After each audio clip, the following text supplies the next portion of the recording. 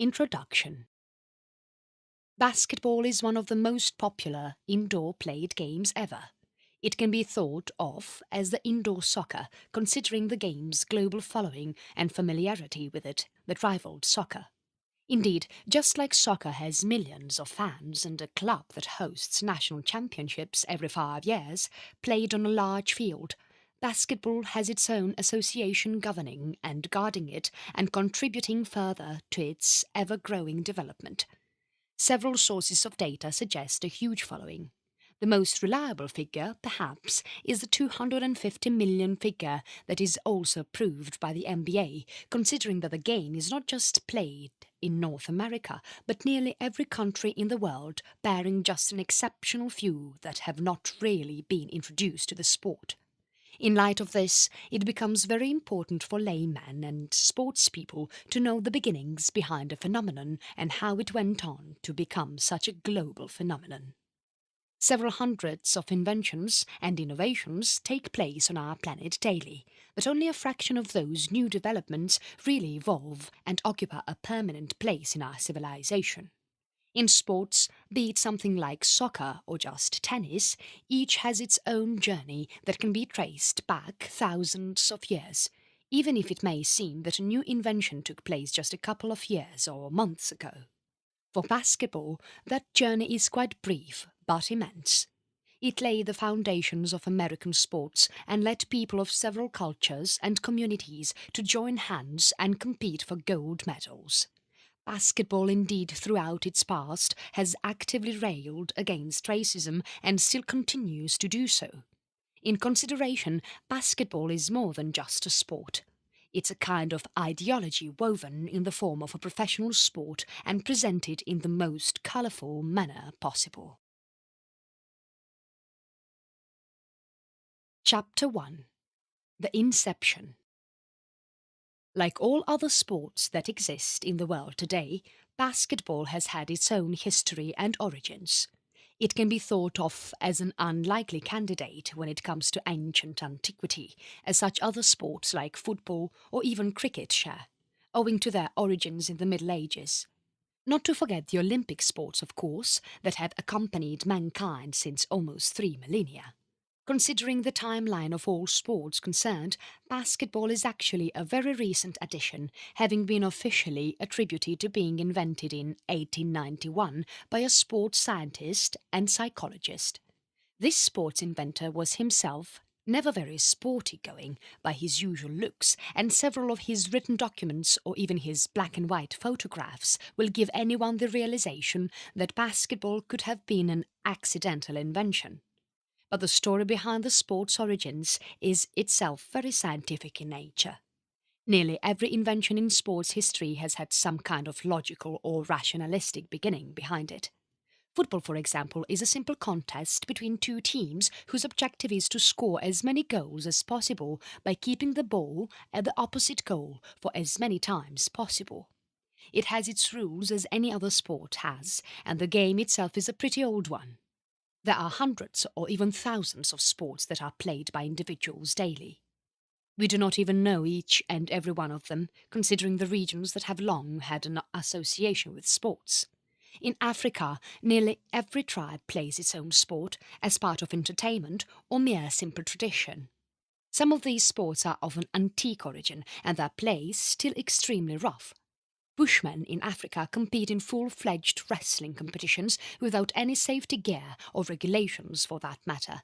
Such sports are seen as pure entertainment during the time of local festivities or even as traditions wherein certain groups are required to carry out procedures in the form of gameplay.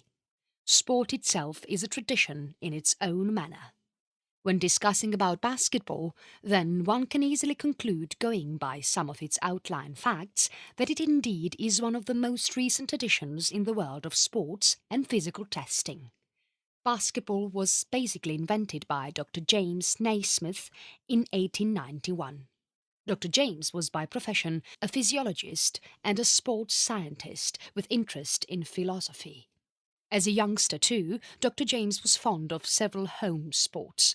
For example, his pet game during his childhood that involved knocking away a duck relic by tossing a stone on it. The duck used to get placed on a pointy surface and participants had to take aims on knocking it away. It was a local game played by school toddlers, mostly known as Duck on a Rock. The childhood game's primary concept got carried over several years ahead when Dr. James invented basketball in his middle age. During his school time, Dr. James studied in Canada and later moved to Springfield College, Massachusetts, where he would spend the rest of his life in. This is also the place where Dr. James invented modern-day basketball. Like all other sports that start with rudimentary steps, basketball started as a simple game with two peach ball baskets as goals where teams needed to drop the ball in those baskets. It was a simple invention. What Dr. James never knew was that this sport that he invented for local students of Springfield College to play inside closed rooms would fast become one of the most popular sports in the world. Even during his lifetime, basketball became a global sport with its first Olympic entry in the Berlin Olympics of 1936. Dr. Naismith's purpose for inventing such a sport was very clear. He wanted a game that played and looked very similar to football but inflicted lesser injuries on the players. Contrary to what we see in modern-day football, back in those days when technology allowed only simple equipment to be produced, the play style of this game was typically characterized as extremely rough. Football shoes worn during the Victorian era were characterized as extremely hard, made up of pure leather and capable enough of inflicting the most damaging of injuries, even disabling at times. Refereeing was not as developed as it's now owing to absence of cutting-edge technologies judges followed during a soccer match, and that allowed for a lot of foul play to go unnoticed. Soccer equipment and standards to make the game more playable came only during the last of the 20th century when technological advances allowed referees, professionals and equipment manufacturers to observe better standards and play styles. Dr. Naismith thus wanted a game that resembled soccer but was characterized as being lighter and putting less pressure on the physical aspect of competing teams. Although basketball has its own unique injuries and disabilities, it can well be said that in some instances it does indeed seem lighter than soccer. Dr. Naismith was also faced with another problem: the extreme cold of Canada and the college where he later taught. Dr. Naismith intended to invent a soccer-styled game, but one that could be played indoors in much smaller spaces, and thus basketball was born. The first known basketball court was thus designed in Springfield College, involving a simple wood planked surface with two wooden baskets on either ends of the playing area. Rules were also formulated, with 13 of them provided by Naismith himself. These rules were as follows. First, the ball may be thrown through any of the hands. Second, the ball may be batted with any hands but never the fist. Third, the player must compulsorily throw the ball to one of his teammates and not run with the ball. Fourth, never to be used for holding the ball are arms and the body. Always hold the ball between the hands. Fifth, no shouldering or striking or pushing in whatever manner an opposing player, as that would amount to a foul play. Persisting behaviour would amount to a disqualification. Sixth, fist striking the ball is to be counted as a foul. Seventh, 3 consecutive fouls by one team is to be counted as a goal for the opposing team. Eighth, a goal shall be counted only when one team bats the ball into the opponent team's basket, provided that the opponent team does not move the ball once it's in the basket. The goal is also to be counted if the ball rests on the edge of the basket and the opposing team moves the basket. Ninth, if the ball goes out of bounds, then it shall be thrown in by the first person touching it, and the umpire will deal with the situation in case there is a dispute between two teams. The thrower is allowed only 5 seconds to throw the ball. Failing upon will result in a player of the opposing team handing the throw. If either team continues to delay the throw-in, the umpire shall call it as foul play. 10th. Time allowed is to be 15 minutes, divided into two halves with 5-minute break in between. 11th. The winning side is to be decided upon which one of the teams scores the most goals. 12th. The umpire shall be the judge of the whole match and shall record the goals both teams score and notify any foul play to the referee. He will also issue fouls and everything other duty that is performed or expected by a referee. 13th. The umpire is also expected to know the time of the match while deciding without influence or bias when a goal has been made. With these 13 rules, the sport of basketball was ready to be played between leagues and teams that soon starting flooding basketball courts. Nostalgically, these very same 13 rules still form the basis of proper basketball play style. In the years that would come, basketball would soon emerge as one of the leading sought-after sports in schools and institutes across the eastern states, and it would only be a matter of time when it finally transforms itself into a global phenomenon. Chapter 2. Nascent Evolution. Perhaps the Mayans and Aztecs would have thought that one day their basketball-like sport would become a global one. In the 1500s, the Spanish travellers and conquistadors noted a strange sport the natives played. It involved a ball tossed by several players that had to be tossed inside goals that resembled baskets of modern-day basketball. These ancient people might have played the game even earlier, which makes basketball an ancient game. However, being of such coincidence, it was Dr. Naismith who introduced this sport to the world. Basketball got its first recognition in 1896, just 5 years after its inception, when two teams, the Trenton YMCA and Brooklyn YMCA, were sponsored and competed against one another. Early game style of basketball was very rough and actually got banned by the YMCA. Early charges in those times used to be a couple of dollars that in today's time might go into thousands. On every win, each player got his prize, with Fred Cooper winning $16, approximately greater than $1,000 in today's reference, and earning the first highest paid basketball player in history. Such were the humble beginnings of this simple sport. The earliest basketball teams were also locally sponsored groups, mostly done by popular colleges and educational institutes of those times. Since sports itself had been an integral part of the education curriculum, basketball thus found its entry into several of the eastern colleges and states. During much half of the late 19th century, US was being unified after the Civil War had ended and the southern states had agreed on the Union's conditions.